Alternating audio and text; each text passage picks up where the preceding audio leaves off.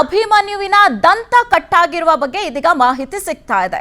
ಮರದ ದಿಮ್ಮಿಯನ್ನ ಸಾಗಿಸ್ತಾ ಇದ್ದಂತ ಸಂದರ್ಭದಲ್ಲಿ ಈ ಒಂದು ಅವಘಡ ಸಂಭವಿಸಿದೆ ಅನ್ನುವಂತ ಮಾಹಿತಿ.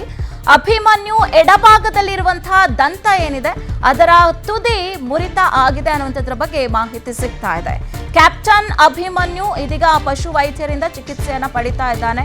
ಅಷ್ಟೇ ಅಲ್ಲದೆ ವೈದ್ಯರು ಕೂಡ ಈ ಒಂದು ವಿಚಾರಕ್ಕೆ ಸಂಬಂಧಪಟ್ಟಂತೆ ಯಾವುದೇ ರೀತಿಯಾದಂತಹ ಅಪಾಯ ಇಲ್ಲ ಅನ್ನುವಂಥದ್ರ ಮಾಹಿತಿಯನ್ನ ಕೂಡ ಕೊಟ್ಟಿದ್ದಾರೆ. ಅಂಬಾರಿ ಆನೆ ಅಭಿಮನ್ಯುವಿನ ದಂತ ಇದೀಗ ಕಟ್ಟಾಗಿರುವಂತದ್ರ ಬಗ್ಗೆ ಮಾಹಿತಿ ನೋಡ್ತಾ ಇದ್ದೀವಿ.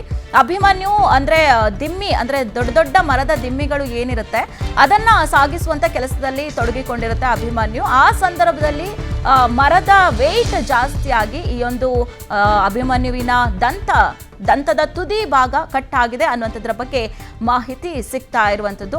ಮತ್ತಿಗೋಡು ಆನೆ ಶಿಬಿರದಲ್ಲಿ ಕ್ಯಾಪ್ಟನ್ ಅಭಿಮನ್ಯು ಇದ್ದಾನೆ. ಅಭಿಮನ್ಯುವಿನ ಎಡಭಾಗದಲ್ಲಿರುವಂತಹ ದಂತದ ತುದಿ ಭಾಗದಲ್ಲಿ ಇದೀಗ ಕಟ್ಟಾಗಿರುವಂಥದ್ದು ಗೊತ್ತಾಗ್ತಾ ಇದೆ.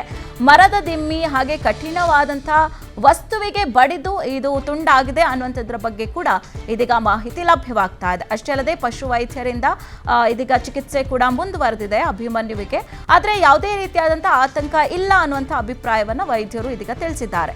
ಸದ್ಯ ಸರಗೋಡಿನಲ್ಲಿ ಹುಲಿ ಕಾರ್ಯಾಚರಣೆಯಲ್ಲಿ ಅಭಿಮನ್ಯು ತೊಡಗಿಸಿಕೊಂಡಿದ್ದಾನೆ.